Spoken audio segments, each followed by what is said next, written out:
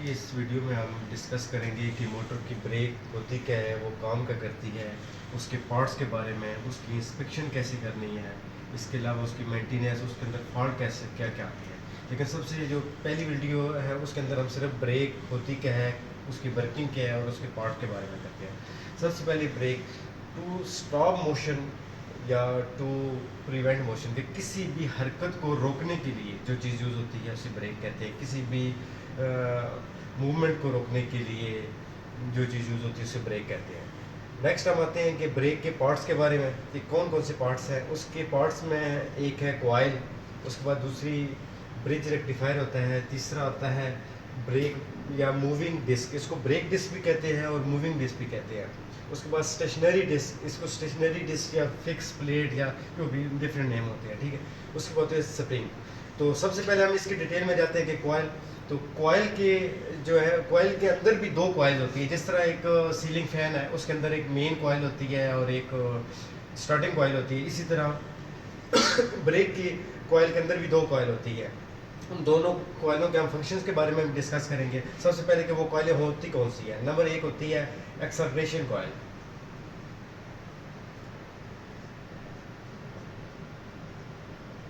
और दूसरी को कहते हैं फ्रिक्शन कॉइल। अब आगे हम नेक्स्ट आगे जाकर मैं आपको बताऊंगा कि एक्सेलरेशन कॉइल का क्या फंक्शन है और फ्रिक्शन कॉइल का।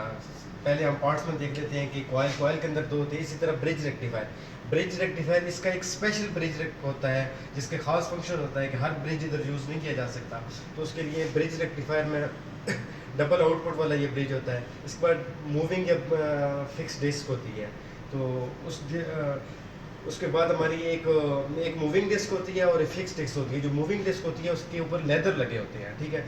इस तरह ये जो प्लेट है ये एक फिक्स या स्टेशनरी डिस्क में आएगी, और ये लेदर डिस्क जो है ये मूविंग डिस्क में आएगी, ठीक है।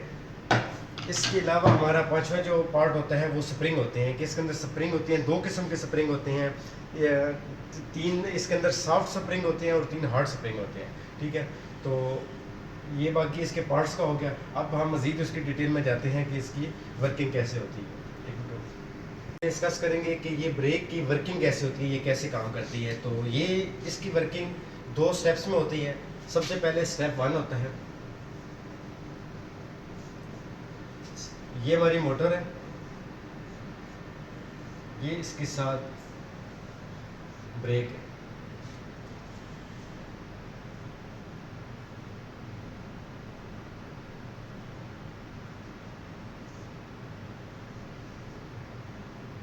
इसको हम कहेंगे मोटर, ये ब्रेक है।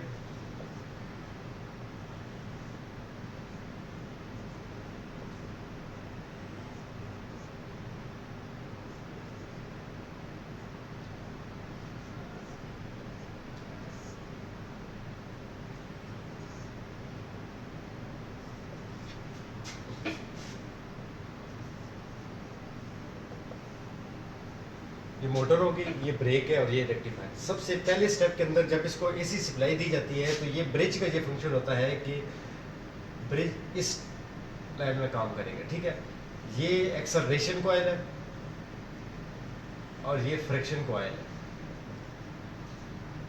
सबसे पहले जब सप्लाई देते हैं तो स्टेप वन के अंदर ब्रिज एनर्जाइज होता है। एनर्जाइज होकर ये सिर्फ और सिर्फ एक्सेलरेशन कॉइल को सप्लाई देता है। एक्सेलरेशन कॉइल का एक फंक्शन है कि इसकी बहुत ही लो रेजिस्टेंस होती है।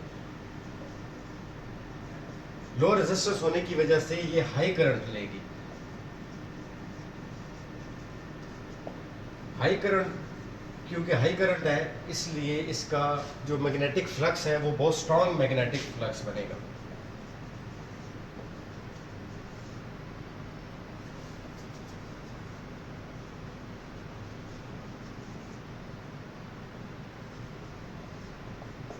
इलेक्ट्रोमैग्नेटिक फ्लक्स इसके स्ट्रांग होने की वजह से ये बहुत ही फ़ौरन ये खींच लेगी इस फिक्स डिस्क को, ठीक है। क्योंकि इसकी रेजिस्टेंस लो होती है, इसकी वजह से हाई करंट लेती है, और हाई करंट होने की वजह से इसका इलेक्ट्रोमैग्नेटिक फ्लक्स जो है वो स्ट्रांग बनता है। वो स्ट्रांग बनने की वजह से ये फ़ौरन उसको खींच लेगी। ये फंक्शन होता है एक्सेलरेशन कॉइल का। लेकिन जब हम और ये वाला जो होता है स्टेप ये बहुत तेज़ी के साथ होता है, ठीक है।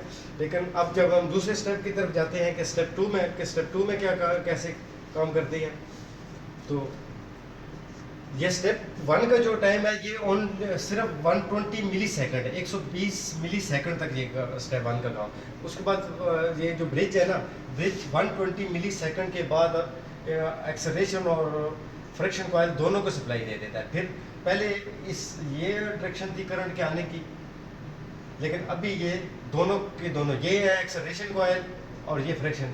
जब